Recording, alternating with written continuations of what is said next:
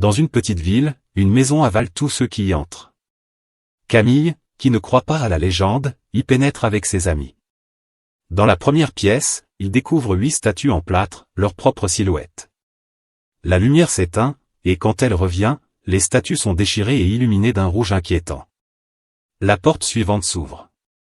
Dans la deuxième salle, un homme masqué apparaît dans l'obscurité et chuchote à l'oreille de Camille un surnom que seul son père disparu connaissait. Une traînée de sang traverse la pièce. Effrayée mais déterminée, elle continue seule dans la troisième salle, un long couloir, un miroir étrange, et un inconnu au sourire malsain qui la force à s'enfuir dans la quatrième pièce. Là, un écran montre son père avant sa mort, le visage gonflé.